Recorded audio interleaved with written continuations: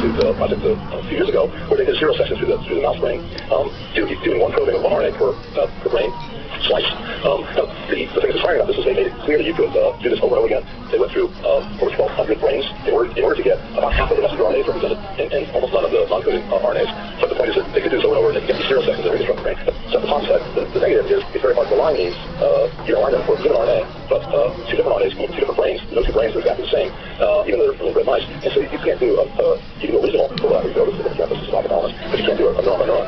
So we feel that the in-situ sequencing method allows to do all the RNAs in one brain. It's the same number of serial sections, but instead of 400 brains, you can do the same information in one. And we would call this like a Rosetta brain, because all the information is there. It's the data problem becomes a much simpler problem because the problem is not large amounts of data, it's the way that it's been done. And so if you already integrated so that you have pixel by pixel alignment already done for you, you don't need to make assumptions and skip over this. And that's the Rosetta expressive analysis. And so here we have ABCDE. So you can take the expressive analysis and they're perfectly aligned, you can do it on one brain. But if you're going to do that and do Rosetta expression, you might as well do Rosetta for everything else you might want to know about the mouse or primate, whatever behavioral system you're looking at. As you can measure activity in a method I'm not going to right now, but it's a somewhat speculative technology where we're trying to encode for the ion channel or the early messenger RNA activity into nucleic acid so they can determine it later by fluorescence sequencing for behavioral measurements sort of done in a conventional way. We can get developmental lineage identifiers, these are barcodes, so we can develop during the development of the organism for each cell as it divides. It causes diversity at these barcodes, and so each time of cell division, you have two daughters that play different barcodes, and keep going and going until, at the end, the entire mouse or other animal has every cell has its own barcode. Then you can use those barcodes to send them out, the synapse-specific RNAs out to the synapses, and then every synapse will be marked as the barcode from cell 1, the barcode from the cell it's attached to. Anyway, so we put all these together in activity behavior, connect development, lineage, expression, ABCDE, and that's a real Rosetta brain process transfer thing. And some of these things are described in these high-profile journals like Archive and bioRxiv. We're not ashamed to publish the preprints. And some of the numbers, topic that doesn't talk is big data. We don't have to go through all these numbers. But I think the point of this is not that they're dramatically big numbers. They're remarkably bite-sized bites in terms of analyzing all these in one brain of a mouse and hopefully the other organisms.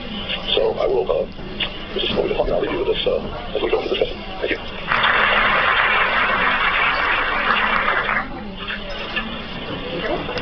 Right, well, I'd like to thank you for really a fabulous talk. And you can put over there, not stuff behind the lectern. And I'm delighted that you talked about my favorite topic, specifically and all of the implications for this for our most complicated organs. I think we'll take questions from the audience.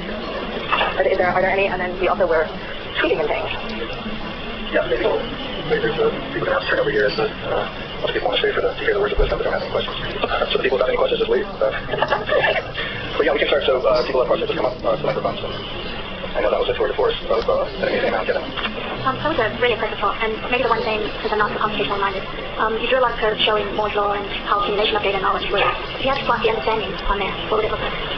So the question is, how would we plot understanding and what would it look like? I would say that at the part of that curve where we're still on Moore's law, sort of in the 90s and beginning 2000, there were one or two or a handful of genes that were clinically useful and alleles. Most notably in 1991, the first few were in BRCA1 and BRCA2. And I would not claim that everything that they diagnosed in that company, which is one of the most mature ones, is accurate. They are still bearing some significance, but that number now has gone from 2 genes to about 4,000 genes that are in some sort of use. And for many of these are now short drugs, which goes a little bit beyond understanding to act therapeutic acid. And then, of course, genetic counseling is used in many of these cases to reduce disease-associated attacks without therapy, but with counseling. I'm not being as numeric or as quantitative as the other thoughts on sequencing, because it's hard to measure. I think it is thousands of genes now, but we're transitioning to multiple genes per person, multiple variants interacting in gene environment interactions. And I think that's the next goal that we made. I think we're about in 1991. So I guess one goal I did see partially was the aging, living longer as an endpoint goal. So in an ideal world, what would be your final your picture goal? In the bigger picture? Yeah, the goal for that? No, the goal in general, if you made the world better, what would it be? They're medical goals set by the community, not by me, but they're certainly in developing nations. I have a slide that is shown on malaria, and that could have quite an impact. Aging reversal, I think, would eventually impact everybody. And those would be, those categories of diseases would be high on my list, but it's not the thing we're trying to make is that any technologies that anybody can use on their worst case diseases.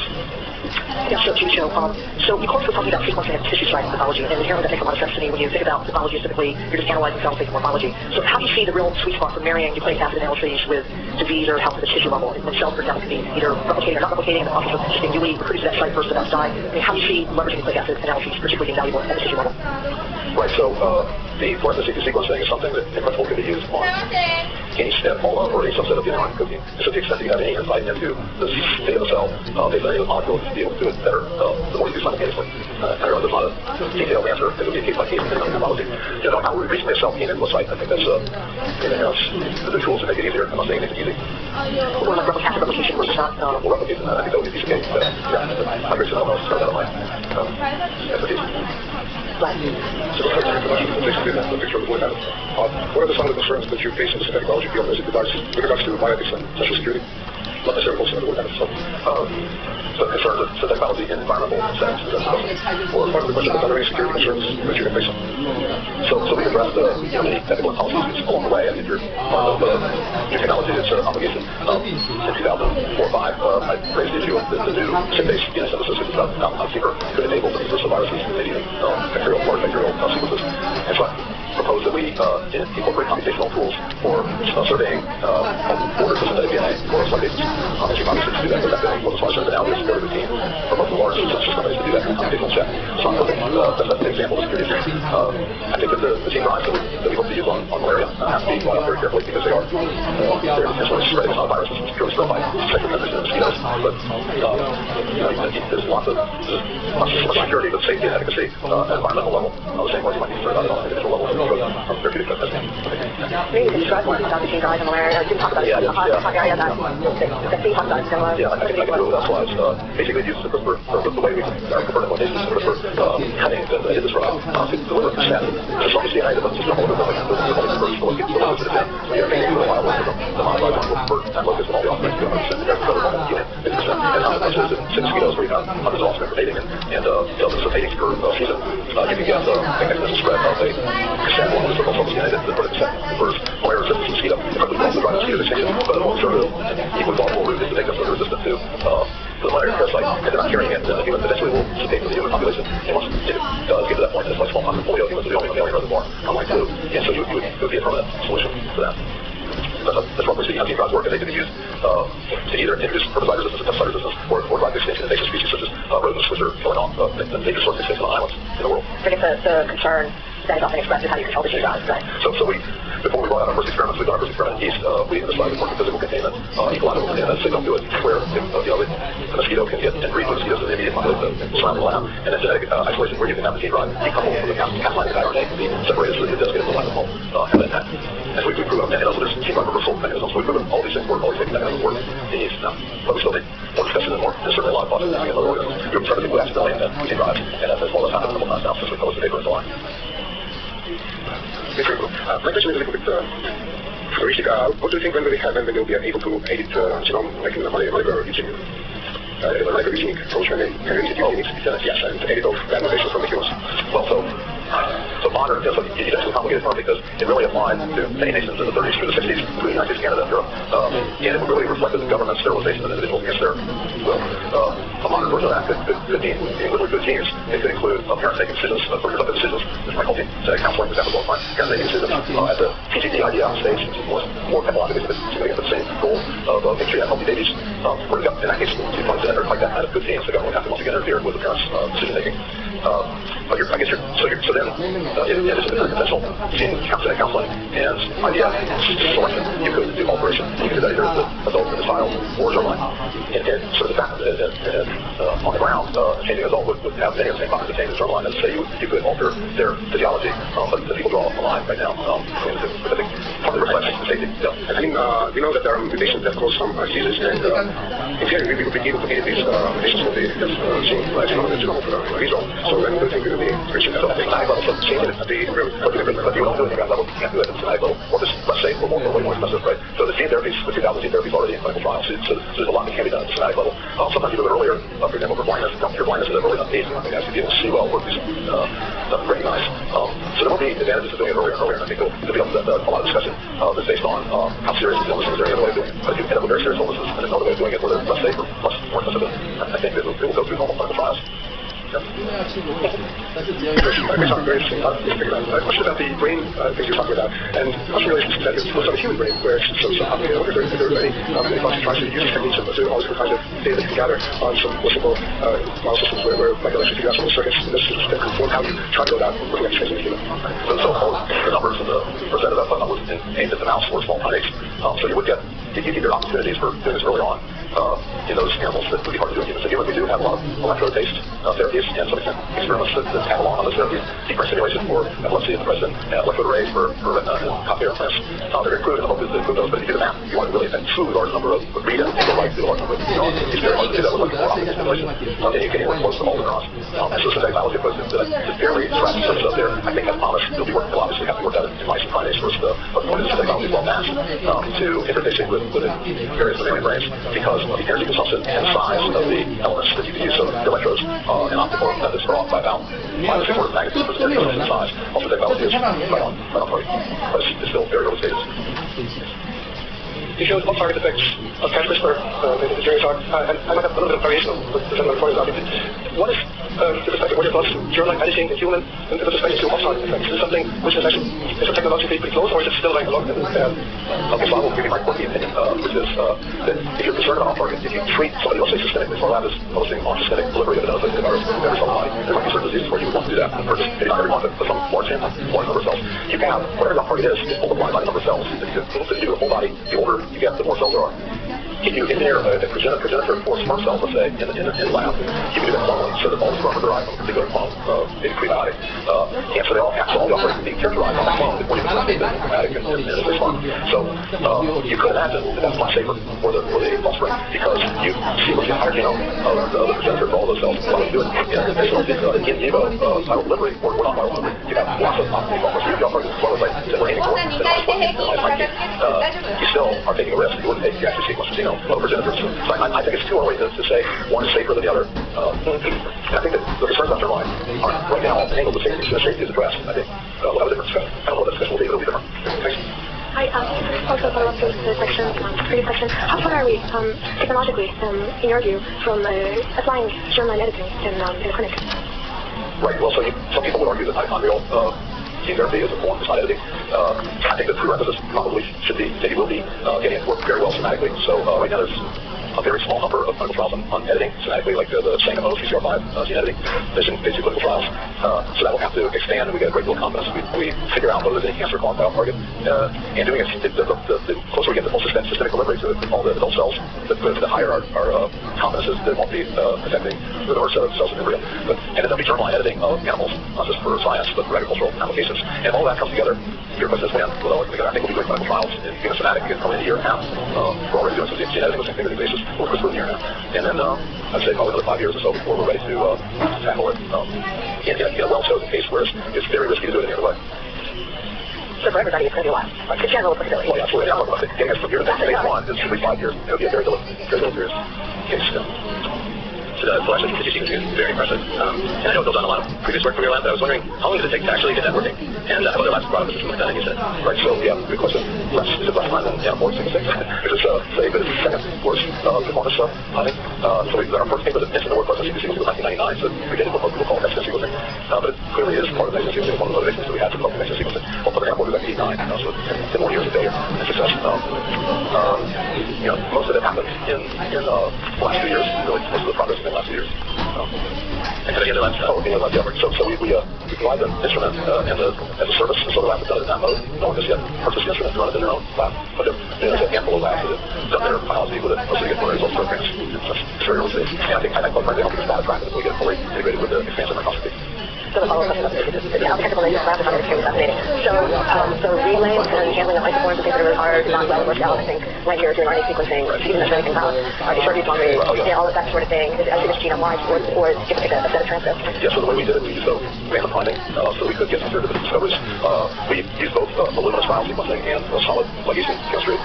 They both work. The longest read I think we've done is around a little over 30 nucleotides. That's enough to identify an exon or collective exons. And so we're not motivated to go much longer than that yet anyway. It's kind of a trade-off between how many sections you can do and how many cycles you can do. And I guess we're... And so I assume you need living cells? These are, it's first of formal fixed initially, and then we go through additional steps of open DNA and additional hydrogel. Same thing with the microscopy. In that case, the voice group use antibodies that are labeled with nucleotides, which are coupled to the hydrogel. And then when it expands, and then the deprotonized when it expands, the nucleic acid tags the antibody and all that's left. You essentially got this beautiful, pristine hydrogel with nothing on it other than the tags. So that's how you detect proteins for this cluster of methods. So, a few questions. So, first question is that how long do you think it would take for the manifold sequencing to phase out current sequencing technology like Illumina and PacBio? And second question is that is that possible for single molecule sequencing to be as accurate as Illumina sequencing? I mean, less than 1% error rate, as well as long read that's. Let me answer the first one, the second half first, because I think it helps you understand the point. We'll disperse it. You framed it as a 1% error rate, which is a raw error rate, but most people care about the consensus error rate. The consensus error rate is gets improved exponentially with a small number of readings, resulting in a huge improvement in consensus error rate if you fuck enough random errors. If you have systematic errors, then typically change the algorithm so that it accommodates the systematic errors and you're left with random again. But PacBio is a beautiful example of how you can have very high raw error rates and end up with a beautiful consensus, which in many ways is better than Illumina. So, for example, we've been sequencing a bacterial genome for many months at 1,000-fold coverage, and Illumina could never get fewer than 300 contigs. We did one PacBio run, one contig, and it's really high quality. And so what happens is, ironically, PacBio has up to 15% raw error rate, just a standard coverage, 30x coverage here. And of course, we'll get somewhere at probably for a while. The one hand, of course, that's we're talking baseline 20. There's no reason why you couldn't get a raw error rate that's quite good as well. And then one final comment about the PacBio is you can get incredible raw error rates on PacBio. So there's some experiments where you really want to know a particular molecule sequence. You don't want to have a consensus for that one. So the circular mode will go around and around on the same molecule means that you can get really great raw error rates, which is better than any other clone application or non-amplified method. So I think it's really hard to just maybe dismiss by some of my colleagues as PacBio, Helicose, and for the all ridiculous because we have high error rates. And I say keep an open mind because so how quickly we'll displace it. A lot of the costs right now for sequencing are equipment amortization. You've got $1 million piece of equipment, or $10 million in some cases. That has to go really, really fast in order to justify the capital investment because it's highly automated and the read and cost dropped. And so I think that's one of the advantages in there. Whereas you can get something that has the same number of read heads per chip, but there's nothing really that much more than a chip. And so you can have an instrument cost in the hundreds of dollars rather than $10 million. And I think that, again, I'm not making hyper promises. I'm just saying keep it open mind. It could be a couple of years. We saw Illumina displace solid in 454 in basically 1 or 2 years. I think it's a lot of sense.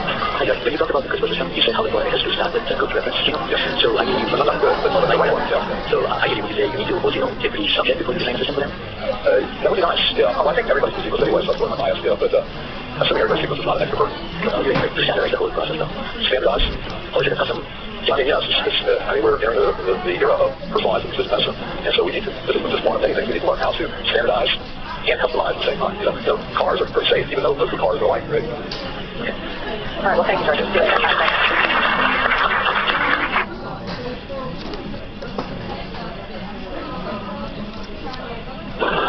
Thank you. We were just comparing notes at breakfast in a company Dr. Tad. We're short through up in a very non-academic setting and managed to sneak your way into it, do incredibly well. I was Johnson. I grew up in a very academic setting and did everything right away from it. So here we are. Yeah. And Dr. the old Dr. rescued my childhood. I lived in New Jersey, and it was the most boring place in the world. And then one day, Dr. wrote their first check. Her daughter was the scientific director, he was science advisor, and he could write $2 million. He didn't need any approval, so he wrote these guys a check for $999,750 to start this thing. He became Project Orion, Space Project, and then they hired my dad, so we got to leave. He comes to California, so huge. Thanks. And I first met you through my sister, Esther, who one day, Science Magazine called me, and he said, this guy's publishing half your genome in public. Did anybody ask you? We had all these ethical questions about once we could do sequencing, what happens to this information? Is it available to insurance companies to say that they want to insure me because I'm a risk? My sister was one of your test subjects of the personal genome project, sequenced entire people. And so they published it, but indeed nobody asked me. And I should have. So Esther was so fast, yeah. If she had asked, I would have said yes. That's good. Okay. So tell me, there was so much rich material this morning. So I think you're thinking bigger. Yeah. Just the first is why you want to engineer your entire genome, not just doing this as an entity. And why do you think that's the path forward? Well, I think we very much are in the groove of the dogma, but maybe a little more so, and things like versatility and safety and frugality, something like a path to a lot of data science papers that definitely is something that motivates us. And the reason, you need to have a reason for some things. Pure science, pure engineering could be one of them, a few of them, but for whole genomes, we didn't want to make copies, but we want to make something new. The sort of new things that we could make would be something that was resistant to all viruses, not just the one-by-one cases that Dan was talking about, but how do we do that? And then if we did that, we have to have a safety mechanism, so we need those anyway because we don't want drug resistance, pesticide resistance, so forth. We get out of the world, so we need genetic and metabolic isolation. And that leads us to new amino acids, and they all get solved by the same problem. So the same solution, which is recoding the genome, changing genetic code, going from DNA, RNA, to protein, so that you use the genomes, and now even viruses are changing genetic material becomes impossible. So I think those are some of the reasons that I came up with for doing things on a genomic scale. But there are other reasons we could go into, or a lot of people do things on a genomic scale. So that leads to the next question. If that wasn't enough, if you just want to do entire genomes, as I understand it, the first few papers on the trip here, you're not stopping at the reason why not engineer the entire ecosystem to actually gene drives actually go in and not stop. the way evolution works, I mean, simplistic sense, that it's driven by the organism, but if the organism survives, then the gene survives, and why not go beyond that and introduce genes into the environment that feels like it maybe is not in favor of the individual organism, but is favorable to us. That's what changes the entire ballgame. Let me explain that. And then, to some extent, the same, if you're going to deal with ecosystems at all, you're going to change them. If your goal is just to manufacture something, you're going to change the ecosystem, we know that. And just like the previous topic about why I think genomes, the answer is safety, and it has to be at the forefront. And I agree with what Dan said. We need to have it as low impact as reversible as possible. If you make it too pulled back, then you end up with a very expensive process that doesn't succeed. Dan mentioned that a very small delivery, inadvertent delivery of mosquitoes and or malaria would enough to contaminate Hawaiian Islands. So likewise, a huge reduction is the same as leaving behind a small delivery of mosquitoes. So how do you deliver something that will make the population resistant? In a way cost-effective, reversible, and will essentially spread itself. And that's the game drive that was suggested for mosquitoes in 2003 by Austin Bird. I was introduced to it in my thesis in the 80s by Bernard Dujon in the East. Basic idea. But the idea is that you have a package that is not in the best interest of the mosquito, make like malaria resistance, maybe in the best interest of the bird, the human, but not the mosquito, then you need to give it some Darwinian push. And that's this kind of this selfish DNA component, but with a package that's very important selfish. Yeah. So and how does that work out? So for Austin Bird suggested in 2003 until last year, there was progress, but slow. And then we had a revolution I'm sure many people know about that we participated in called CRISPR, which is a way of engineering a whole variety of organisms, basically works in every organism inside of get this delivery. And it initially seems like a good way of doing research for gene therapy, but it can now be applied to gene drives. And as we realized it could be used for gene drives, we realized how easy it was and how, in principle, anybody with very elementary skills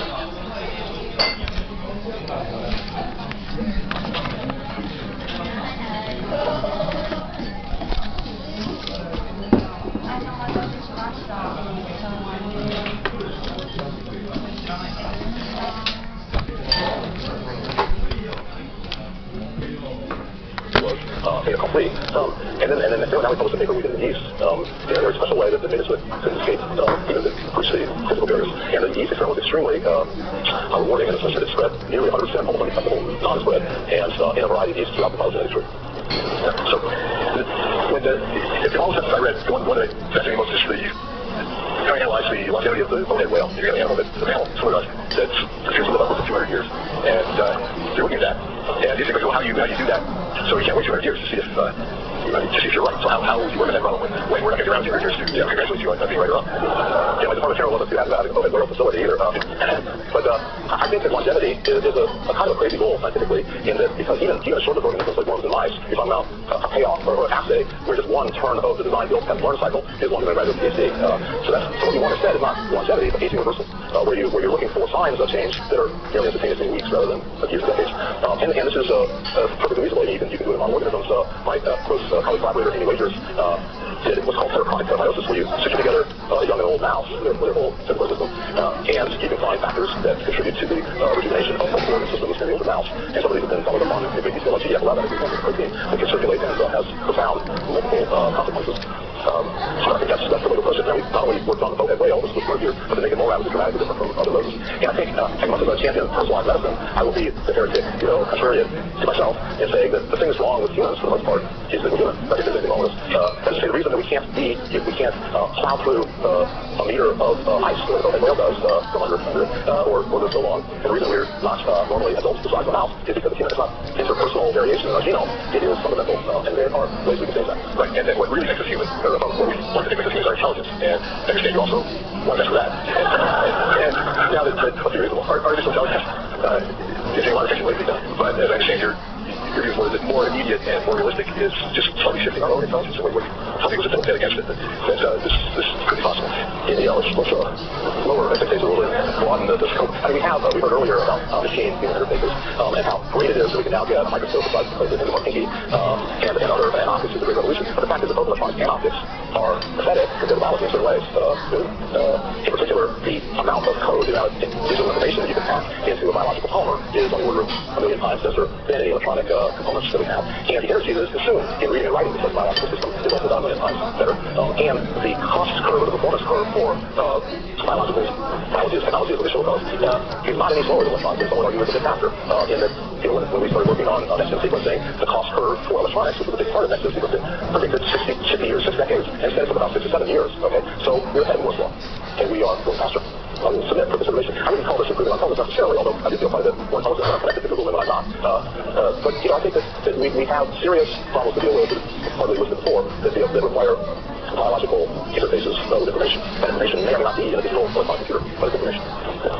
So, you said in 2003, which intrigued me, where this got a very bold claim, you suggest that the complete determination of a biological system is a concrete, achievable goal. And do you still feel that way? There's a little more to the right context on that, but so first of all, yes, I think it is. The simple answer is yes.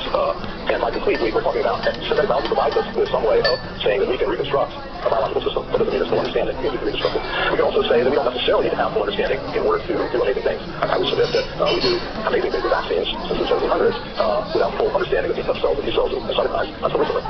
So I think we can get atomic level information at this point. We have a new method called quantitative sequencing, which we did not exactly have in 2000. We had the idea in 1999, so that was the apple of my foot. It allows you to essentially get the name of many of, if not all, of the molecules and their two-dimensional coordinates. So I think we're on track for that kind of analysis. And synthetic biology will give us some feedback as to actually whether we can do the design, build, test, learn cycle on that complete analysis. Right, because one of the things you're working on is make faster models. To really know that you understand all the parts, you can make them inside of different. Ironically, if you make a mirror in itself, and you really kind of make a copy, you make something with fundamental new properties, but you sell sophistication and taking apart, putting that together. And how many people are working in your group? I mean, that's an important question for how large somebody's phone is. Yeah, so our group is not a production group, but it's a much bigger group like BGI, which is a California, Shenzhen, China collaborative. You could consider it part of my group, right? Because I was one of the investigators of both companies before they merged. My formal group that I'm responsible for is 102 people in it, sort of equal registered postdocs and engineering staff. But I think to innovate, you don't necessarily have to have a production completely integrated, although it helps. You have to integrate a large number of different disciplines, so that's why you end up with that kind of force. And how do you decide to divide your time between, because that's impossible, I can't. If I'm working on several things, at least half my time to try to divide my time. And you seem to be have some sort of gift for that. Gift for course. But I think it's there's only one project, so I don't have to divide my time. It's all one thing, as far as I can see. We don't walk in the morning and there's several different people. Yeah, and we take turns. And we have 6 speakers a week in lab meeting, and I meet with companies when I'm in town, like today. And it's here, so.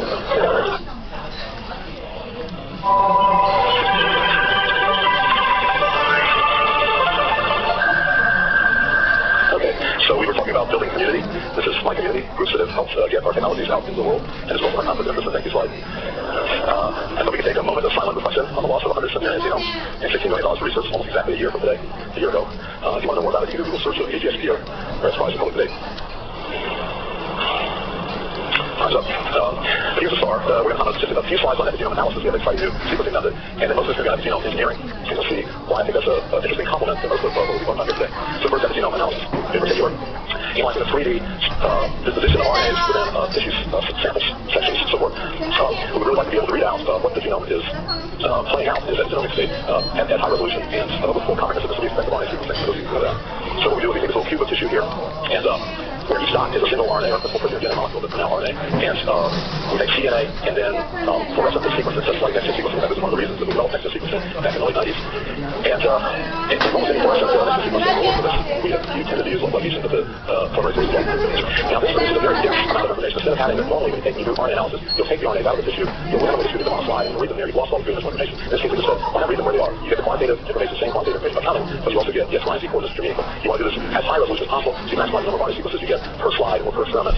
And also some crowded in there. So we have 4 methods that we have worked on that are all working well. One is spin sections. I think the first two are very obvious. The convolution is the computational method. Down below on the slide, we said super resolution, which allows us to get down to 10 nanometers from 400 to kind of typical resolution. What you can see here is just in white is the sort of typical resolution pixelated. So we've blown it up so you can actually see the pixel. That would be the resolution of this image. And then this little square here is blown up to show the resolution of future resolution. So instead of this 40 times high resolution, we were in it. And this particular image was taken from Tim Wua, professor at